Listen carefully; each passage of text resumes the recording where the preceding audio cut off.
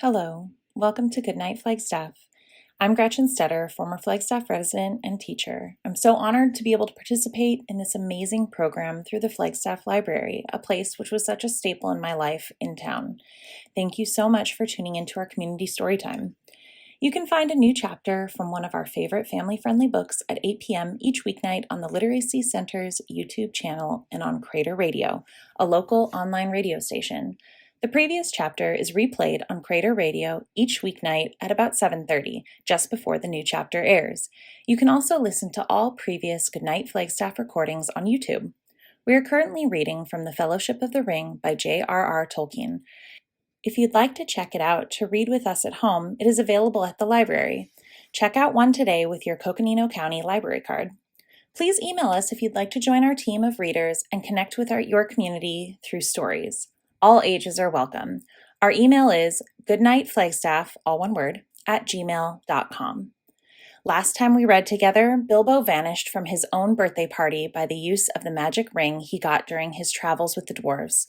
As he prepared to leave Bag End, he argued with Gandalf over whether he should take the ring or leave it for Frodo. After Bilbo's departure, Frodo distributed gifts according to Bilbo's will, fending off Bilbo's relatives who were trying to take extra items. Gandalf told Frodo to keep the ring safe and to say nothing about it to anyone. What does Gandalf know about this ring? Chapter 2, The Shadow of the Past. The talk did not die down in 9 or even 99 days. The second disappearance of Mr. Bilbo Baggins was discussed in Hobbiton and indeed all over the Shire for a year and a day, and was remembered much longer than that. It became a fireside story for young hobbits, and eventually Mad Baggins, who used to vanish with a bang and a flash and reappear with bags of jewels and gold, became a favorite character of legend and lived on long after the true events were forgotten. But in the meantime, the general opinion in the neighborhood was that Bilbo, who had always been rather cracked, had at last gone quite mad and had run off into the blue. There he had undoubtedly fallen into a pool or a river and come to a tragic, but hardly an untimely, end. The blame was laid mostly on Gandalf. If only that dratted wizard would leave young Frodo alone, perhaps he'll settle down and grow some hobbit sense, they said. And to all appearance, the wizard did leave Frodo alone, and he did settle down. But the growth of hobbit sense was not very noticeable. Indeed, he at once began to carry on Bilbo's reputation for oddity. He refused to go into mourning, and the next year he gave a party in honor of Bilbo's 112th birthday, which he called a 100-weight feast. But that was short of the mark, for 20 guests were invited, and there were several meals at which it snowed food and rained drink, as hobbits say. Some people were rather shocked, but Frodo kept up the custom of giving Bilbo's birthday party year after year until they got used to it. He said that he did not think Bilbo was dead. When they asked, well, where is he then? He shrugged his shoulders. He lived alone, as Bilbo had done, but he had a good many friends, especially among the younger hobbits, mostly descendants of the old Took, who had as children been fond of Bilbo and often in and out of Bag End. Falco Boffin and Fredregar Bolger were two of these, but his closest friends were Peregrine Took, usually called Pippin, and Merry Brandybuck. His real name was Meriadoc, but that was seldom remembered. Frodo went tramping over the Shire with them, and more often he wandered by himself, and to the amazement of sensible folk, he was sometimes seen far from home, walking in the hills and woods under the starlight. Merry and Pippin suspected that he visited the elves at times, as Bilbo had done. As time went on, people began to notice that Frodo also showed signs of good preservation. Outwardly, he retained the appearance of a robust and energetic hobbit, just out of his tweens. Some folk have all the luck, they said. But it was not until Frodo approached the usually more sober age of 50 that they began to think it queer. Frodo himself, after the first shock, found that being his own master and the Mr. Baggins of Bag End was rather pleasant. For some years he was quite happy and did not worry much about the future. But half unknown to himself, the regret that he had not gone with Bilbo was steadily growing. He found himself wondering at times, especially in the autumn, about the wild lands and strange visions of mountains that he had never seen come into his dreams. He began to say to himself, "Perhaps I shall cross the river myself one day," to which the other half of his mind always replied, "Not yet." So it went on until his 40s were running out and his 50th birthday was drawing near. 50 was a number that he felt was somehow significant or ominous. It was, at any rate, at that age that adventure had suddenly befallen Bilbo. Frodo had begun to feel restless, and the old paths seemed too well trodden. He looked at maps and wondered what lay beyond their edges. Maps made in the Shire showed mostly white spaces beyond its borders.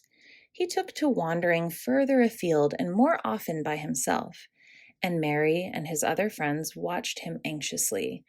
Often he was seen walking and talking with the strange wayfarers that began at this time to appear in the Shire. There were rumors of strange things happening in the world outside, and as Gandalf had not at that time appeared or sent any messages for several years, Frodo gathered all the news he could. Elves, who seldom walked in the Shire, could now be seen passing westward through the woods in the evening, passing and not returning. But they were leaving Middle-earth and were no longer concerned with its troubles. There were, however, dwarves on the road in unusual numbers. The ancient east-west road ran through the Shire to its end at the Grey Havens, and the dwarves had always used it on their way to their mines in the Blue Mountains. They were the hobbits' chief source of news from distant parts, if they wanted any. As a rule, dwarves said little and hobbits asked no more. But now Frodo often met strange dwarves of far countries seeking refuge in the west.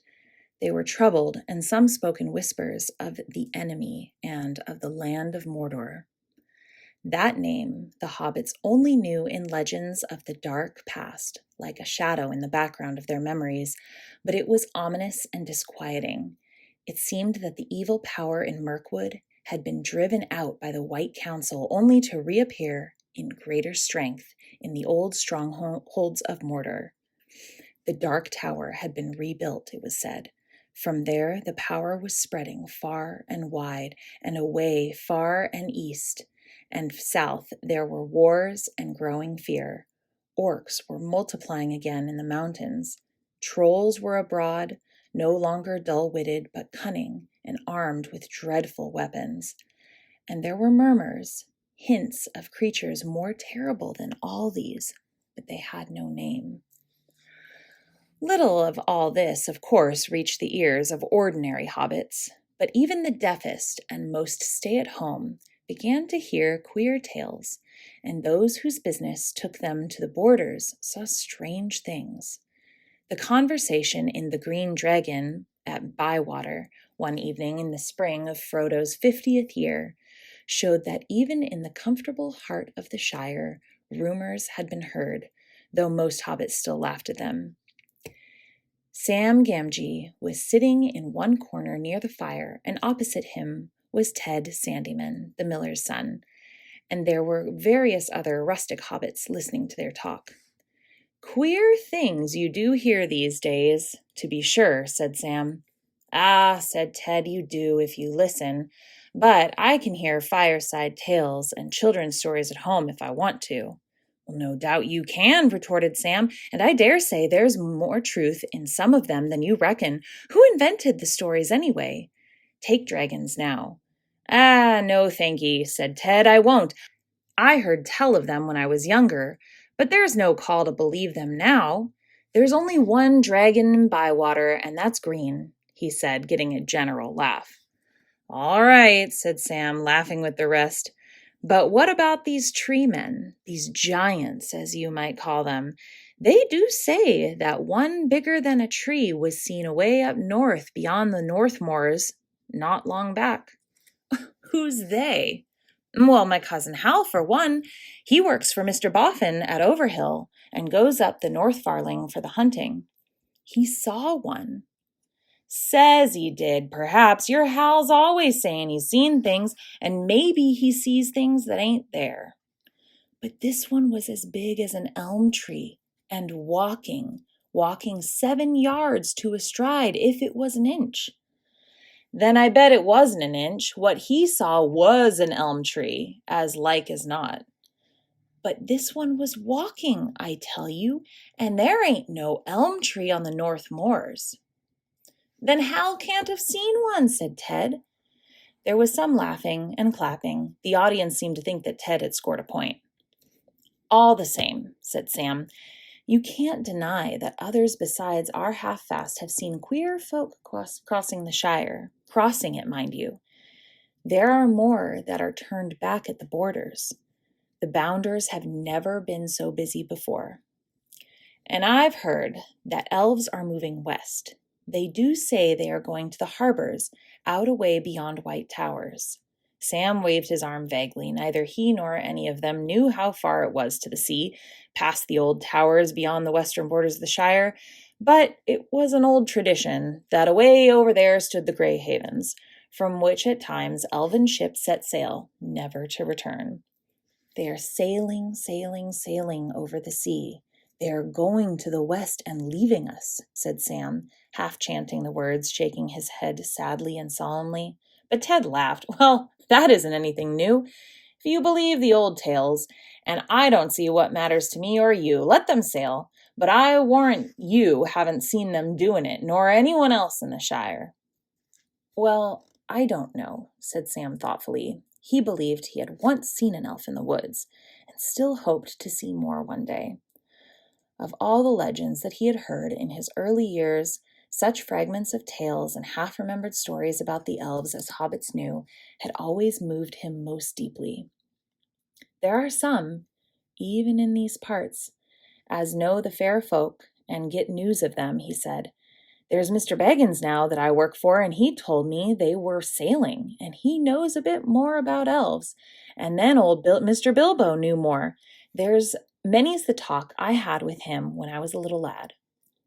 Oh, they're both cracked, said Ted. Leastways, old Bilbo was cracked, and Frodo's cracking. And if that's where you get your news from, you'll never want for moonshine. Well, friends, I'm off home. To your good health. He drained his mug and went out noisily. Sam sat silent and said no more. He had a good deal to think about. For one thing, there was a lot to do up in the Bag End garden, and he would have a busy day tomorrow if the weather cleared. The grass was growing fast, but Sam had more on his mind than gardening. After a while, he sighed and got up and went out. It was early April, and the sky was now clearing after heavy rain.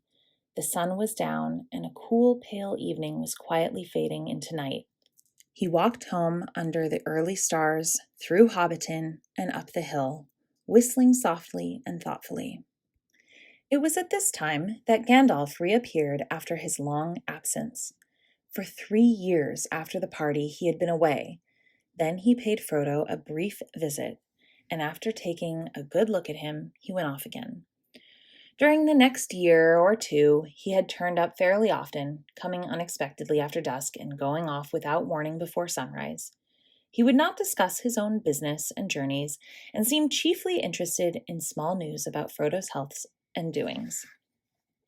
Then suddenly his visits had ceased. It was over 9 years since Frodo had seen or heard of him, and he had begun to think that the wizard would never return, and that had given up all interest in hobbits.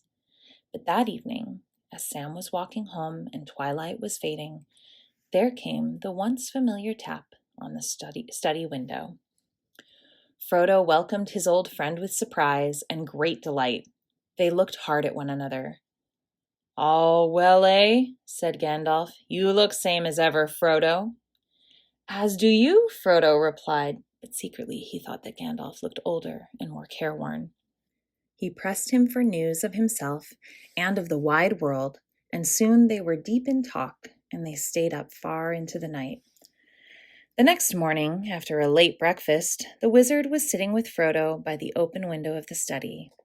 A bright fire was on the hearth, but the sun was warm and the wind was in the south.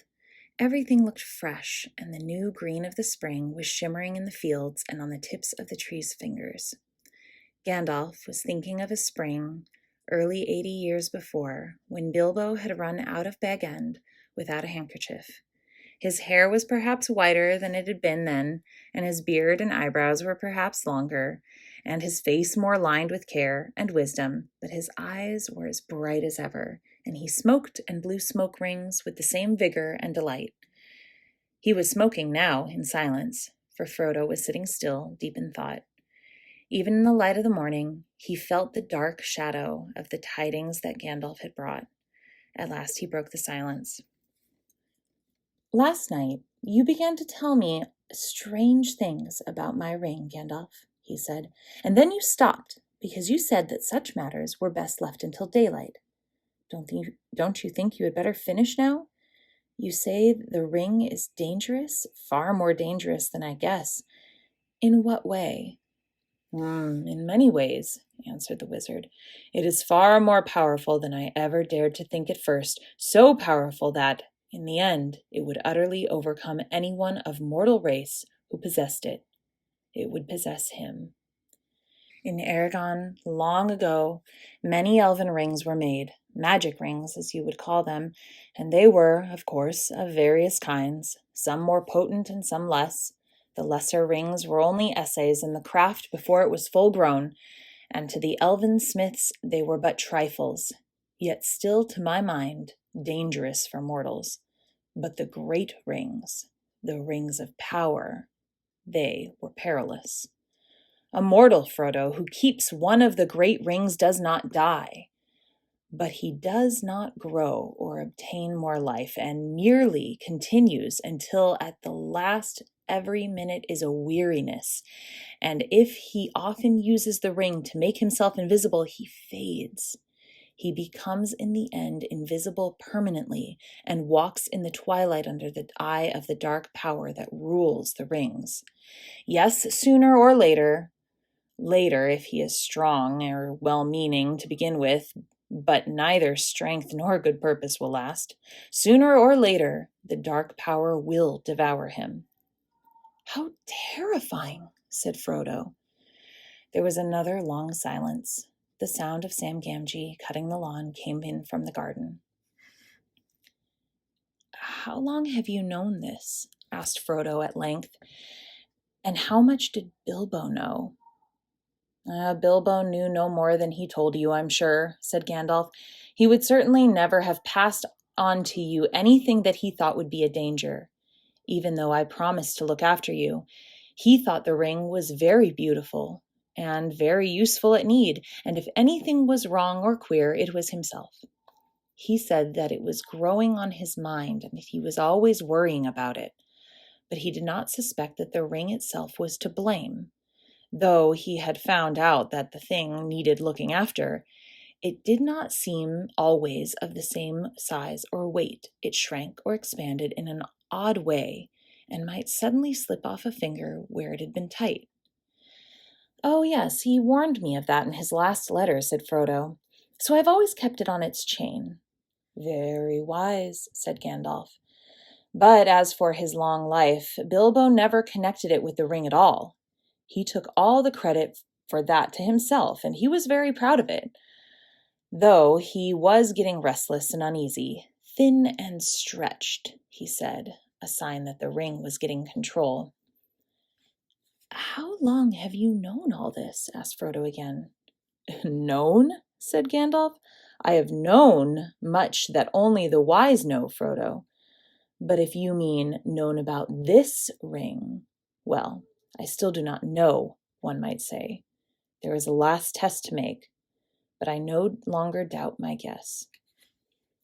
"When did I first begin to guess?" he mused, searching back in memory. "Let me see.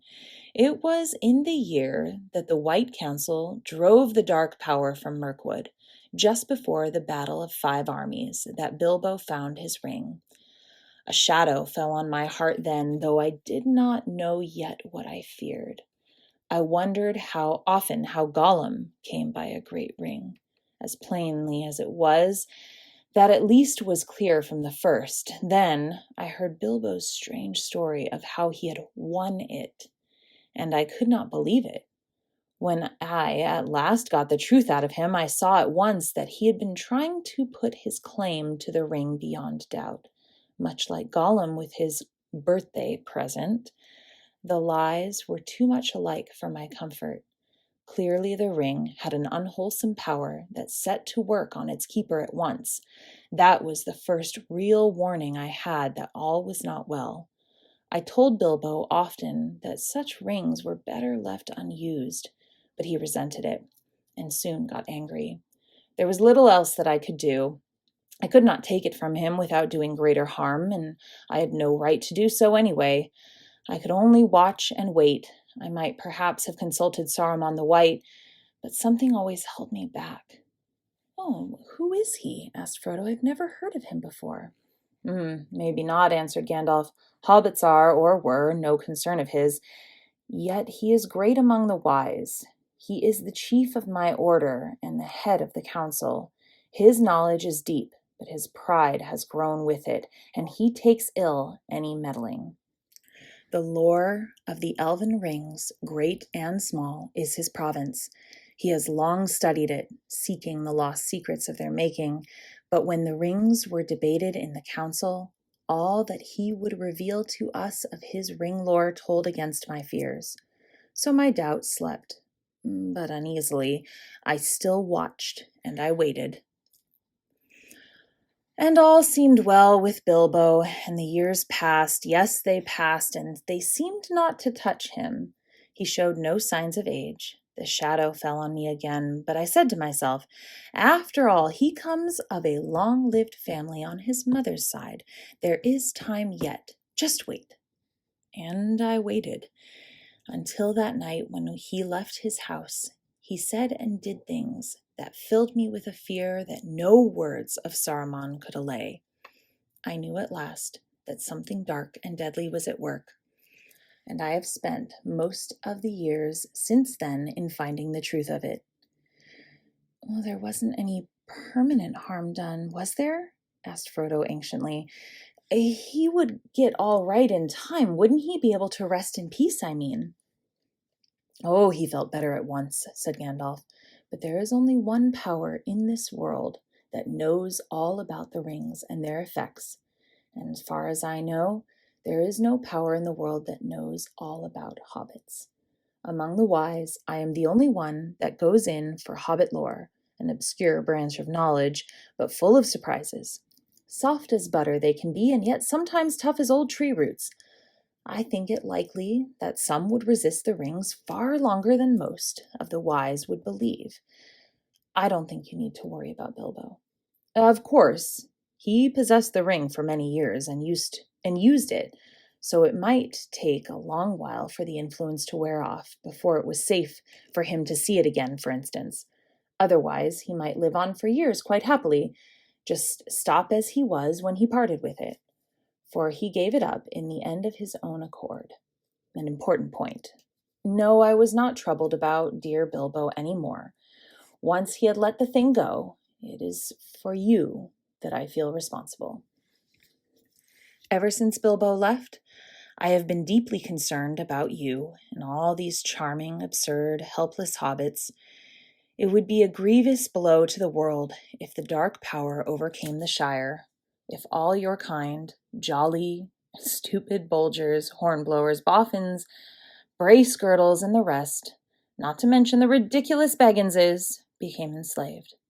Frodo shuddered. But why would we? He asked. And why should he want such slaves? To tell you the truth, replied Gandalf, I believe that hitherto, mark you, he has entirely overlooked the existence of hobbits. You should be thankful. But your safety has passed. He does not need you. He has many more useful servants, but he won't forget you again. And hobbits, as miserable slaves, would please him far more than hobbits happy and free. There is such a thing as malice and revenge. Revenge? Said Frodo. Revenge for what? I still don't understand what this has to do with Bilbo and myself and our ring. It has everything to do with it, said Gandalf. You do not know the real peril yet, but you shall. I was not sure of it myself when I last was there. but the time has come to speak. Give me the ring for a moment." Frodo took it from his breeches pocket, where it was clasped to a chain that hung from his belt. He unfastened it and handed it slowly to the wizard. It felt suddenly very heavy, as if either it or Frodo himself, was in some way reluctant for Gandalf to touch it. Gandalf held it up. It looked to be made of pure and solid gold. "Can you see the markings on it?" he asked. "No," said Frodo, "there are none. It is quite plain, and it never shows a scratch or sign of wear." "Well, then look." To Frodo's astonishment and distress, the wizard threw it suddenly into the middle of a glowing corner of the fire. Frodo gave a cry and groped for the tongs, but Gandalf held him back. "Wait," he said in a commanding voice, giving Frodo a quick look from under his bristling brows. No apparent change came over the ring. After a while, Gandalf got up, closed the shutters outside the window, and drew the curtains. The room became dark and silent, though the clack of Sam's shears, now nearer to the windows, could still be heard faintly from the garden. For a moment the wizard stood looking at the fire. Then he stopped and removed the ring to the hearth with tongs, and at once picked it up. Frodo gasped. "Oh, it is quite cool," said Gandalf. "Take it." Frodo received it on his shrinking palm. It seemed to have become thicker and heavier than ever. "Hold it up," said Gandalf, "and look closely." As Frodo did so, he now saw fine lines, finer than the finest pen strokes, running along the ring, outside and inside, lines of fire that seemed to form the letters of a flowing script. They shone piercingly bright and yet remote, as if out of a great depth. "I cannot read the fiery letters," said Frodo in a quavering voice. "No," said Gandalf, "but I can. The letters are Elvish, of an ancient mode, but the language is that of Mordor, which I will not utter here. But this is in the common tongue is what is said close enough. One ring to rule them all, one ring to find them, one ring to bring them all, and in the darkness bind them." It is only 2 lines of a verse long known in elven lore. 3 rings for the elven kings under the sky, 7 for the dwarf lords in their halls of stone, 9 for mortal men doomed to die, 1 for the Dark Lord on his dark throne. In the land of Mordor, where the shadows lie, 1 ring to rule them all, 1 ring to find them, 1 ring to bring them all, and in the darkness bind them, in the land of Mordor, where the shadows lie. He paused and then said slowly in a deep voice, "This is the master ring, the one ring to rule them all. This is the one ring that he lost many years ago to the great weakening of his power. He greatly desires it, but he must not get it." Frodo sat silent and motionless. Fear seemed to stretch out a vast hand like a dark cloud rising in the east and looming up to engulf him.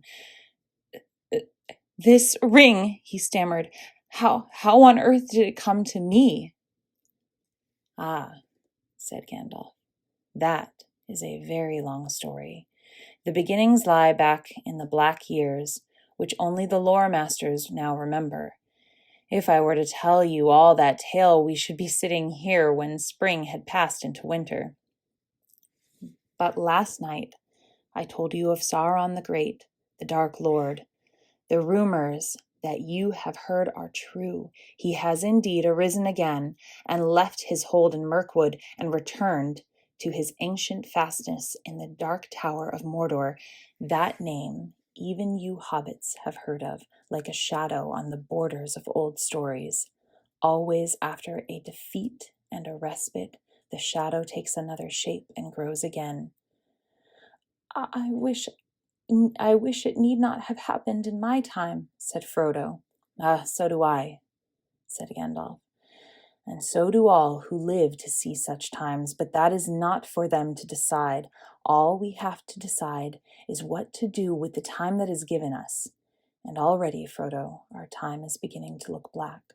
The enemy is fast becoming very strong. His plans are far from ripe, I think, but they are ripening.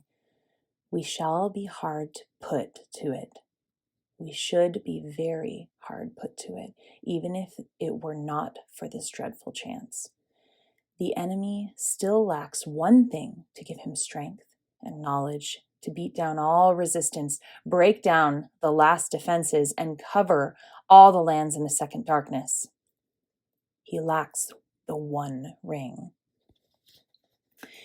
The three fairest of all the elf lords hid from him, and his hand never touched them or sullied them. 7 the dwarf kings possessed, but 3 he has recovered, and the others the dragons have consumed. 9 he gave to mortal men, proud and great, and so ensnared them. Long ago they fell under the dominion of the One, and they became ring-wraiths, shadows under his great shadow, his most terrible servants. Long ago. It is many a year since the 9 walked abroad, yet who knows? As the shadow grows once more, they too may walk again. But come, we will not speak of such things, even in the morning of the Shire. So it is now. The 9 he has gathered to himself. The 7 also, or else they are destroyed. The 3 are hidden still. But that no longer troubles him. He only needs the 1. For he made that ring himself. It is his. And he let a great part of his own former power pass into it so that he could rule all the others. If he recovers it, then he will command them all again, wherever they be, even the 3, and all that has been wrought with them will be laid bare, and he will be stronger than ever.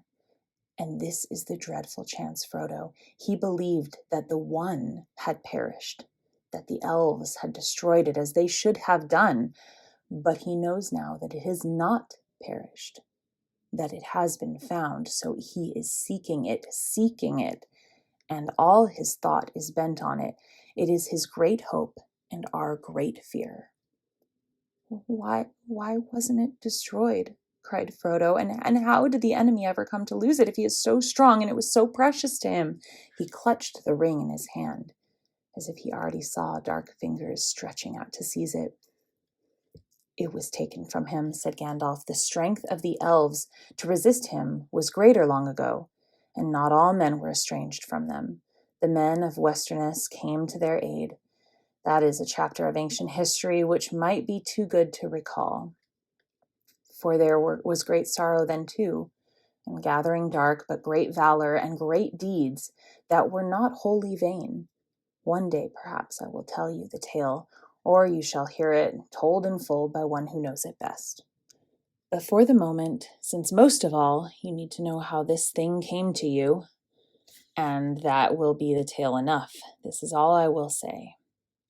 It was Gil-galad, Elven King, and Elendil of Westerness who overthrew Sauron, though they themselves perished in the deed. And Isildur, Elendil's son, cut the ring from Sauron's hand and took it for his own. Then Sauron was vanquished, and his spirit fled and was hidden for long years until his shadow took shape again in Mirkwood. But the ring was lost. It fell into the great river Anduin and vanished. For Isildur was marching north along the east banks of the river, and near the Gladden fields he was waylaid by the orcs of the mountains, and almost all his folk were slain. He leaped into the waters, but the ring slipped from his finger as he swam, and then the orcs saw him and killed him with arrows. Gandalf paused. And there, in the dark pools amid the Gladden fields, he said, the ring passed out of knowledge and legend, and even so much of its history is known now only to a few, and the council of the wise could discover no more. But at last I can carry on the story, I think.